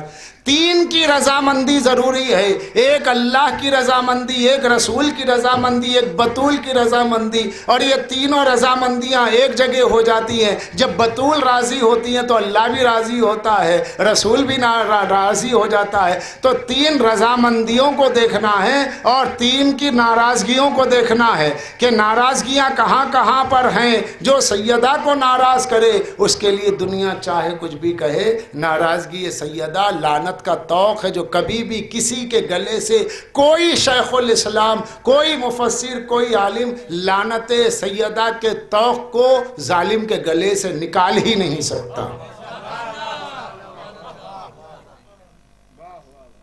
ورنہ حل ہے تو میں حل پیش کر رہا ہوں کہ پورے علماء ملیں اور مل کر کے کہیں کہ بھئی یہ روایت جھوٹی ہے، یہ روایت جھوٹی ہے.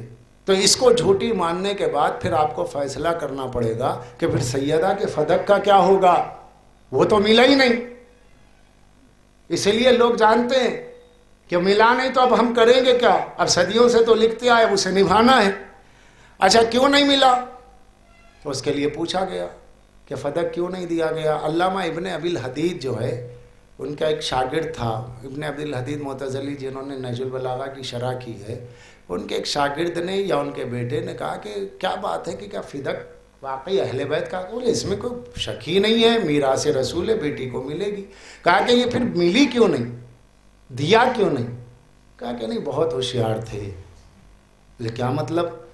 بولے سیدہ کو اگر فدق مل جاتا، سیدہ کو فدق ان کا حق مل جاتا تو وہ فوراً کہہ دیتی کہ جیسے میرا حق فدق مجھے دے دیا، علی کی خلافت علی کو دے دو. اور کر رہے ہیں آپ، فدق دیتے خلافت چلے جاتی. اس لیے دوربین نگاہوں نے دیکھا سیاسی دماغ نے دیکھا کہ بھئی بات یہ کہ آج فدق جائے گا تو کل خلافت جائے گی، اس لیے فدق روکو تاکہ خلافت بچ جائے۔ یہی وجہ ہے کہ فدق ہی ایسا موضوع ہے کہ فدق صحیح ثابت ہو جائے، حق سیدہ ثابت ہے، لہٰذا حق زہرا پڑھو تو خلافت کی بنیادیں، سقیفہ کی بنیادیں ہل جاتی ہے۔ دنیا یہ چاہتی ہے کہ حق زہرا نہ پڑھا جائے تاکہ خلافت کی بنیاد نہ ہلے، مگر ہم وہ ہے کہ جب تک جان میں جان ہے، بدن میں خون کی روانی موجود ہے، زبان میں کہنے کی طاقت موجود ہے، حق زہرا ناراضگی سیدہ کو پڑھتے رہیں گے اور ایک فدق کے ذریعے، سیدہ کے فدق کے ذریعے علی کی خلافت کا ثبوت دیتے رہیں گے۔ صلوات پڑھ دے محمد والے۔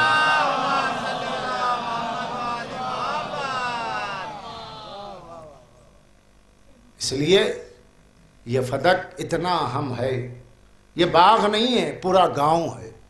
سیرت حلبیہ جلد نمبر 6، عربی میں 3 جلدیں ہیں، اردو ترجمے میں 6 ہو گئی۔ 6ٹھی جلد میں مولانا اسلم قاسمی نے، جو دارالعلوم دیوبند کے عالم ہیں، انہوں نے اس کا ترجمہ کیا، جس میں لکھا کہ فدق ایک گاؤں ہے، باغ نہیں، گاؤں، بہت بڑا گاؤں ہے۔ آج بھی آپ مدینہ جائیں گے زیارت کے لیے اور کسی بھی ٹیکسی ڈرائیور سے کہیں گے بھائی ہمیں فدق لے چل، تو وہ لے کے آپ کو باغ پہ نہیں روکے گا۔ آپ کہیے کہ مجھے پورا فدق گھما، تو پورا ایک گاؤں ہے، پورا ایک گاؤں ہے، وہ صرف ایک باغ نہیں، پورا سیدہ کا گاؤں۔ اور اتنا قیمتی گاؤں تھا کہ خلیفہ نے کہا اگر آپ کو دے دیا جائے گا تو لوگوں کی تنخواہیں میں کہاں سے دوں گا؟ یعنی اس وقت کا جو مسلمان پل رہا تھا وہ سیدہ کے ٹکڑوں پہ پڑ رہا تھا، مگر سیدہ کی رضامندی سے نہیں، ناراضگی سے۔ اگر سیدہ کو ان کا حق دے کر کے کہا جاتا کہ مالک نہیں، فدق آپ کا ہے، لیکن لوگوں کو کچھ گزارا کرنے کے لیے مشکل ہے، کیا آپ انہیں عطا کر دیں گی؟ تم دے کے دیکھ دیتے کہ سیدہ واپس کر دیتی۔ اب جو سیدہ واپس اپنی رضامندی سے کرتی تو جو کھاتا وہ حلال کھاتا، مگر سیدہ کی ناراضگی سے کھایا۔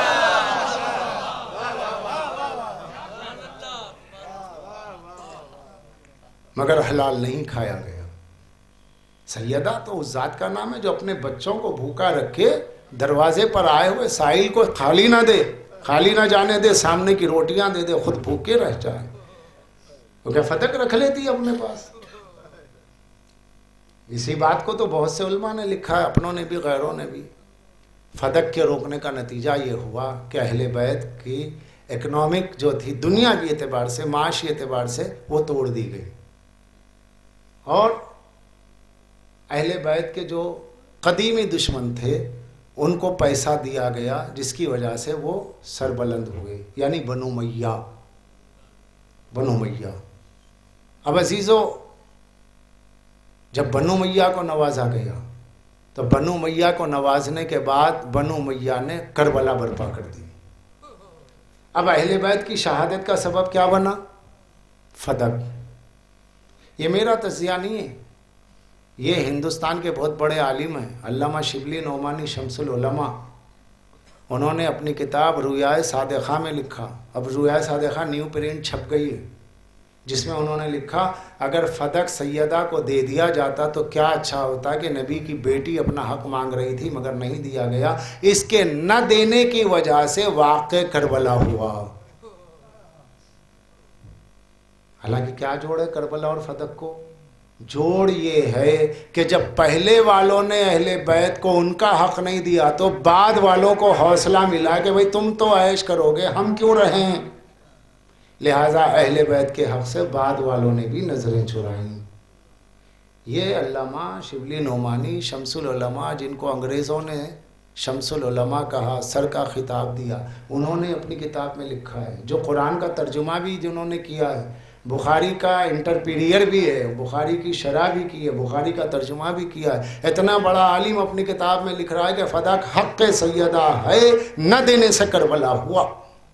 اس لیے میں اپنی مجلسوں میں مسلسل کہتا ہوں کہ واقع کربلا کے ذمہ دار اہل ثقیفہ ہیں۔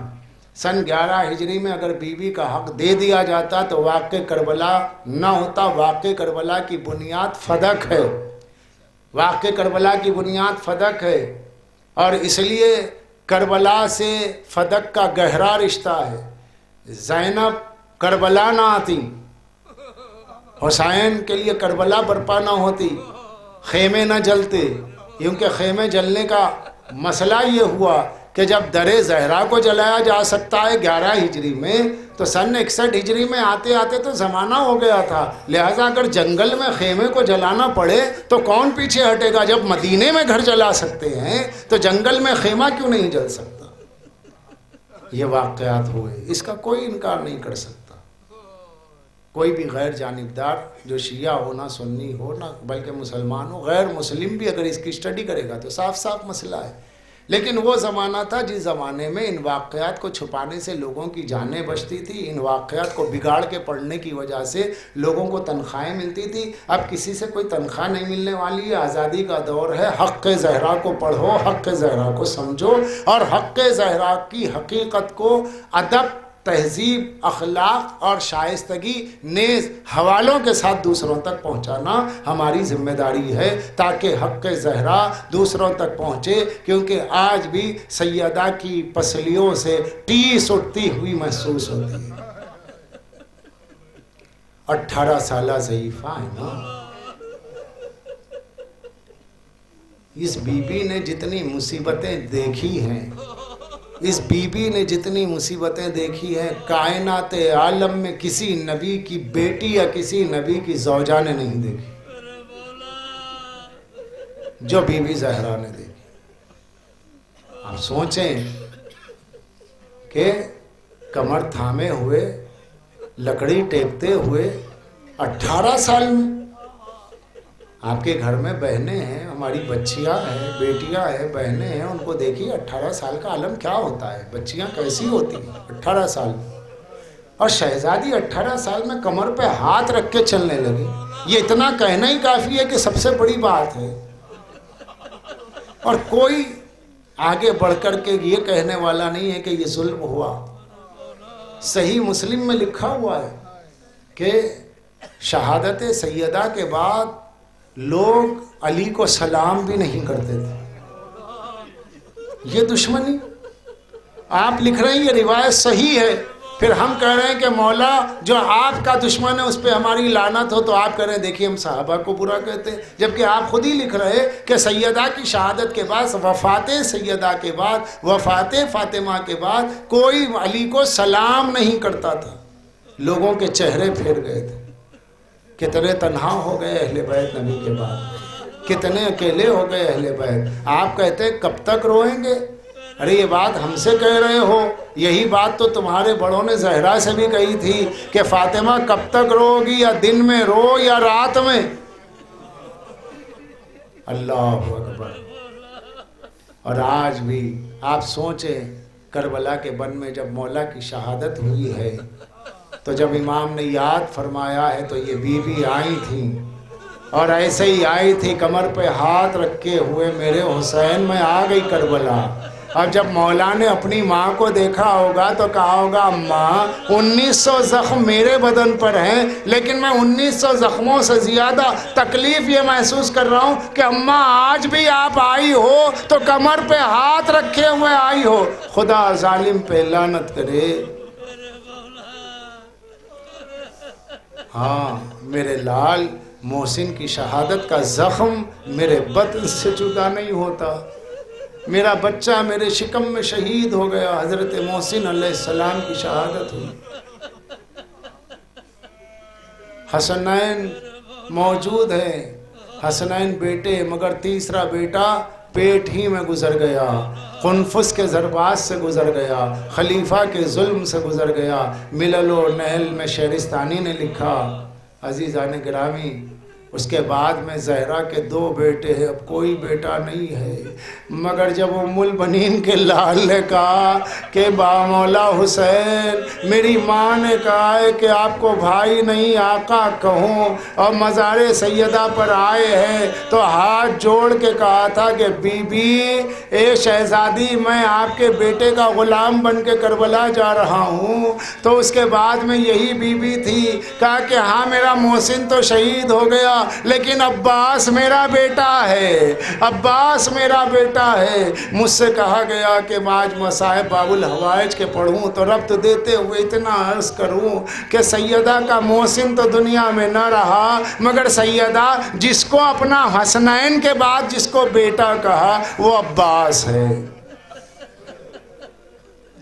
اس لیے بڑی مشہور روایت ہے کہ علامہ مجلسی نے فرمایا کہ میں مقتل لکھ رہا تھا، جو بہت مشہور روایت ہے، خواب میں آن کر کے کہا مجلسی میرے بیٹے کی مصیبت لکھنا، تو فرمایا شہزادی میری جان قربان، میری پوری زندگی حسین کے لیے وقف ہے۔ تو کہا کہ نہیں، میں اپنے بیٹے حسین کے لیے نہیں، اپنے بیٹے عباس کی بات کر رہی ہوں، عباس کی مصیبت کو لکھنا۔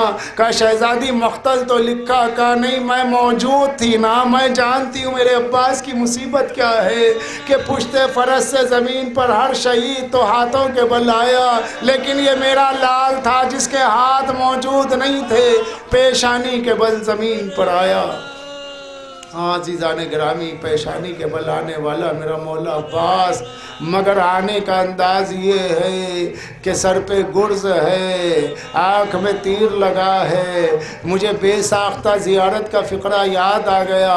وہ زیارت یہاں نہیں پڑھی جاتی، وہ زیارت کہیں نہیں پڑھی جاتی، صرف مولا عباس کے روضے میں پڑھی جاتی ہے۔ آپ اگر کربلا گئے ہیں اور تو آپ نے دیکھا ہوگا کہ جب جیسے ہی کربلا میں جاتے ہیں، باب الحوائج کے حرم میں جاتے ہیں، تو باب الحوائج کے حرم میں باب داخلے سے پہلے ایک بڑا سا تختی موجود ہے جس کے اوپر زیارت لکھی ہوئی ہے۔ ان زیارت کے 2 فقروں کو بیان کر کے مصائب تمام کر دوں گا، اور انشاءاللہ آپ گھر تک اسی درد کو لیے ہوئے جائیں گے، کیونکہ یہ وہ بات ہے جو صرف حرم میں لکھی ہوئی اور کہیں لکھی ہوئی نہیں ہے کہ آپ زیارت عباس میں پڑھتے ہیں السلام علیکہ یا ابا الفضل العباس، لعن اللہ قتلت کا، لعن اللہ من قتلت کا، لعن اللہ من ظلمت کا بِأَيْدِيهِمْ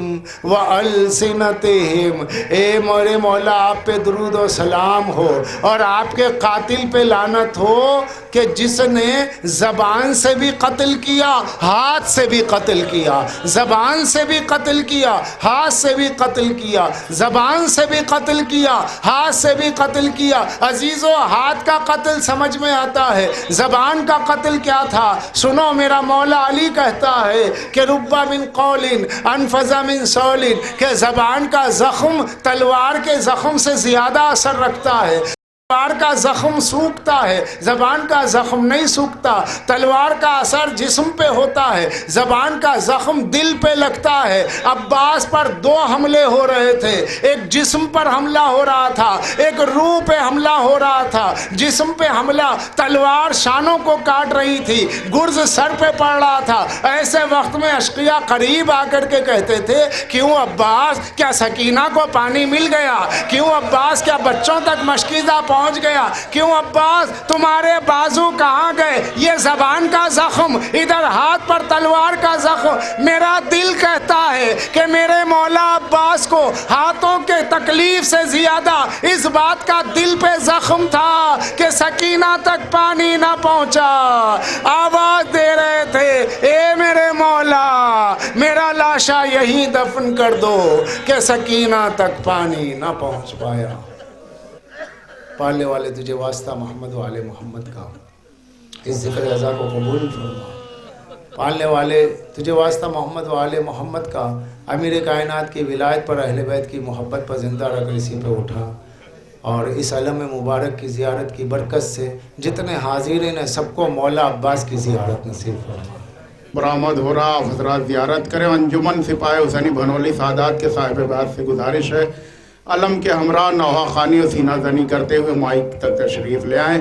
آپ حضرات بھی انجمن کے ساتھ ساتھ ماتم کریں۔ میرے دوستوں، بڑی قیامت کی تاریخ گزری ہے آج، آپ کے سامنے غازی عباس کا علم مبارک ہے۔ آپ حضرات زیارت کریں اور دل کھول کے ماتم کریں۔ میرے دوستوں، جناب سیدہ کا پرسہ بھی پیش کرنا ہے، مولا عباس کا بھی پرسہ پیش کرنا ہے۔ میرے دوستوں، آپ حضرات انجمن کے صاحب بیعت رضا صاحب اور ظہر صاحب سے گزارش ہے کہ نواح خوانی کرتے ہوئے مائک تک تشریف لے آئیں۔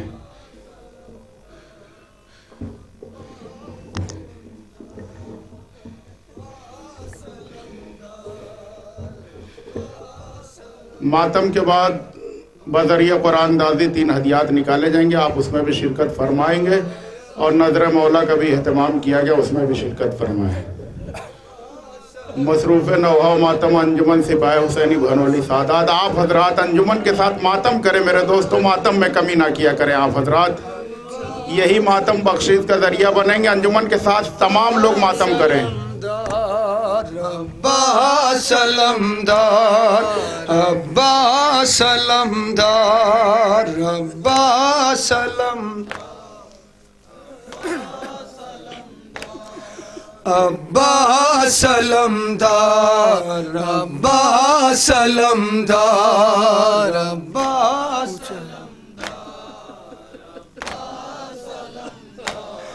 ऊंचा है अलम तेरा अलमदार, अलमदार, अब्बा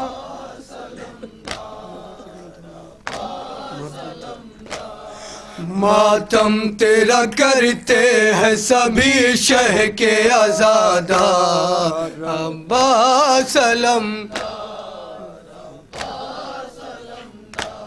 मैदान से कमर थामे हुए आए जो सरवार, मैदान से कमर थामे हुए आए जो सरवार, ज़ैनब को यकीन हो गया छिन जाएगी चादर, ज़ैनब को यकीन हो गया छिन जाएगी चादर, अब किसको पुकारेगी तेरी खाहर गमखार,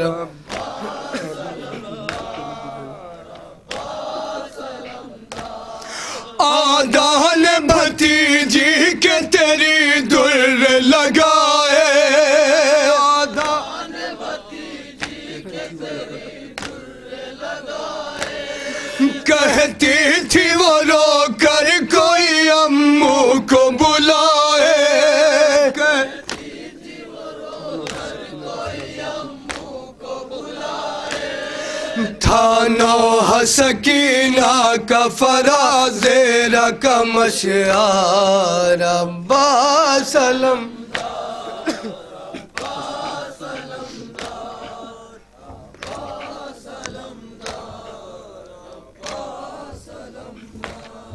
हज़रात, एक नोहा मैं फरमाइश के तौर पे दोबारा पढ़ने जा रहा हूँ, क्योंकि आज शब शहादत है।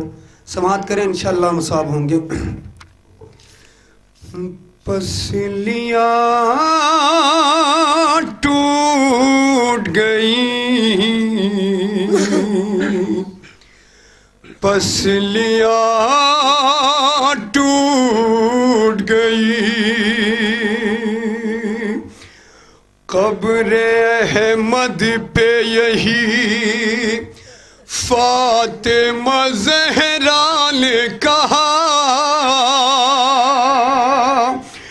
पसलियाँ टूट गई,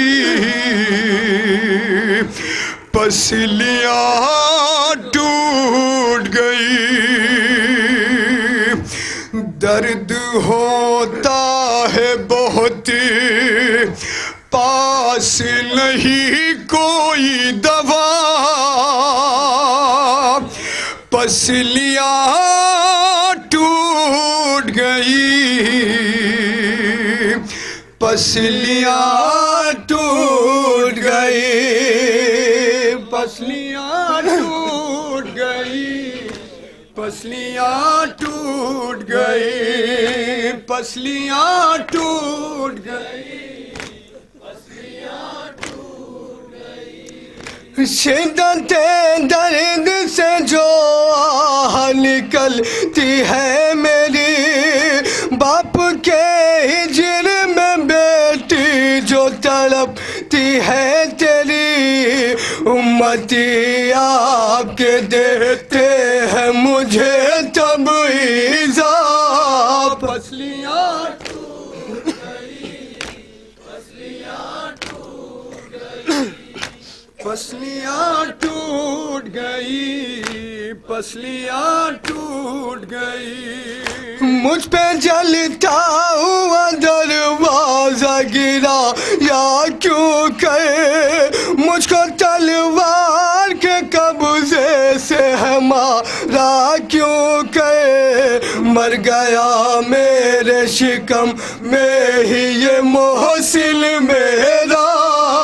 पसलियाँ टूट गई, पसलियाँ टूट गई, पसलियाँ टूट गई, पसलियाँ टूट गई।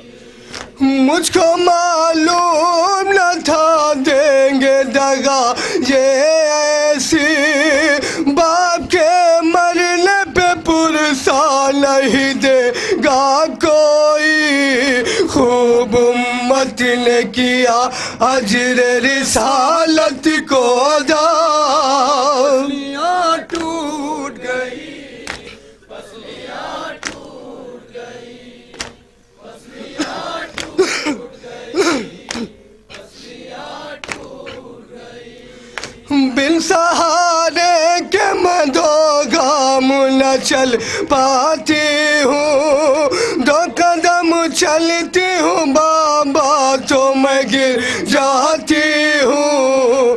उंगलियाँ बच्चों की था मैं हुए आई ज़हरा। पसलियाँ टूट गई, पसलियाँ टूट गई, पसलियाँ टूट गई, पसलियाँ टूट गई। कैसे सह पाएंगे बच्चे ये जुदाई मेरी, सिर्फ 18 बरस में मैं हुई हूँ बूढ़ी। आपके बाद ही ये मुझ पे हुए जोरो जफा। पसलियाँ मक्ता मुलाजा फरमाए सर। पसलियाँ टूट गई, पसलियाँ टूट गई। बाद मरने पे भी वो जुल्म हुआ ज़हरा पे, मुनहदिम बीबी का रोज़ा हुआ मेहंदी मंज़र। आज भी उठती है उस टूटी लहज से ये सदा। पसलियाँ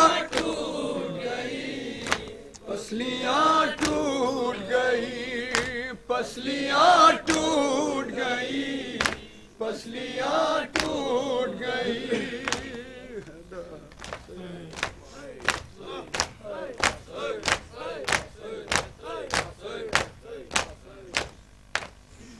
अस्सलामु अलैका या अबा अब्दुल्लाह, अस्सलामु अलैका या इब्न रसूलुल्लाह, अस्सलामु अलैकुम व रहमतुल्लाहि व बरकातुहू, अस्सलामु अलैका या ग़रीब अल-ग़ुरबा, अस्सलामु अलैका या मुईन अज़-ज़ुअफ़ा वल फ़ुक़रा, अस्सलामु अलैका या शम्स अश-शुमूस, अस्सलामु अलैका या अनीस अन-नुफ़ूस, अस्सलामु अलैका अय्युहल मदफ़ून बिअर्ज़ि तूस रूही व जिस्मी लकल फ़िदा व रहमतुल्लाहि व बरकातुहू, अस्सलामु अलैका साहिबल अस्र वज़्ज़मान, अल अमान अल अमान अल अमान, अस्सलामु अलैका या खलीफतर रहमान, अस्सलामु अलैका या शरीक अल कुरान, अस्सलामु अलैका इमाम अल इंस वल जान, अस्सलामु अलैका इमाम ज़मानना हाज़ा, अज्जलल्लाहु ताला फरजक व सहलल्लाहु मखरजक व ज़ुहूरक,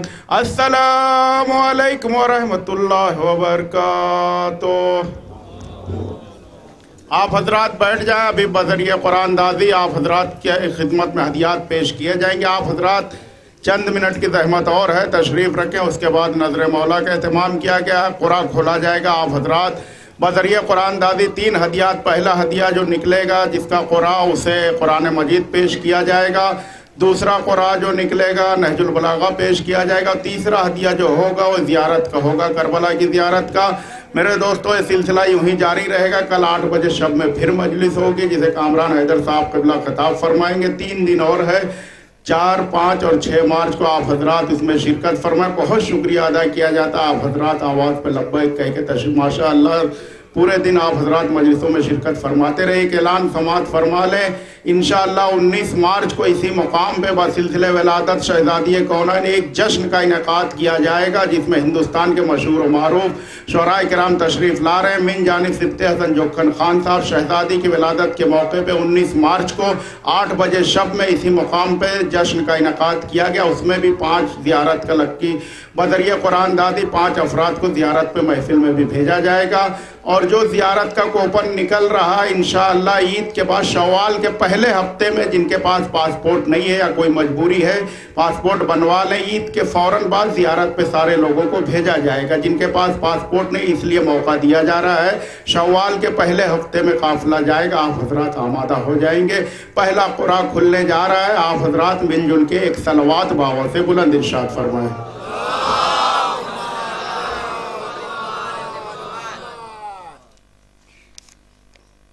397 397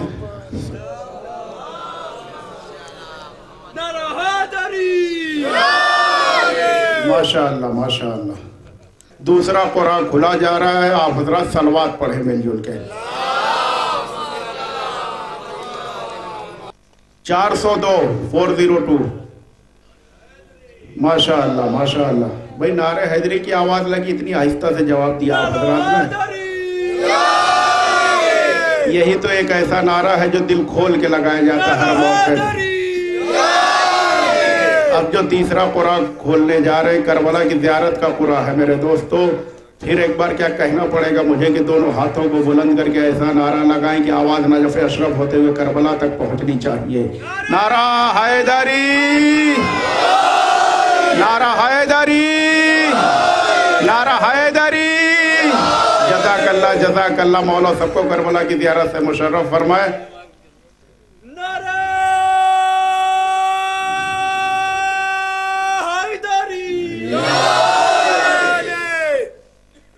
152 152। और मेरे दोस्तों नजर मौला में ज़रूर शरीक हुआ करें मेरे दोस्तों। तबर्रुक बराए मौला, तबर्रुक खाने की आदत डालें ताकि जन्नत की ग़िज़ा आपसे मानूस रहे। आप जन्नत की ग़िज़ा खा रहे हैं यहाँ पे मेरे दोस्तों।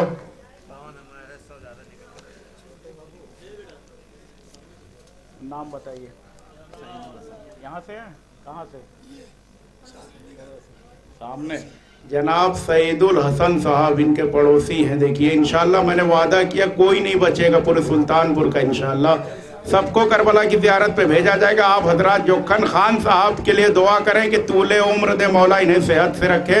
इंशाल्लाह कोई ऐसा नहीं बचेगा, और जो बचेगा इंशाल्लाह उसे यूं ही भेजा जाएगा। आखिर में इंशाल्लाह सबको इनकी तरफ से भेजा जाएगा। एक महफिल इंशाल्लाह करबला में होगी। आप हजरात इनके लिए तूले उम्र की दुआ करते रहें सेहत की। इंशाल्लाह यही सिलसिला जारी रहेगा। एक महफिल होगी, आप लोग भी चलेंगे, सब लोग चलेंगे इंशाअल्लाह।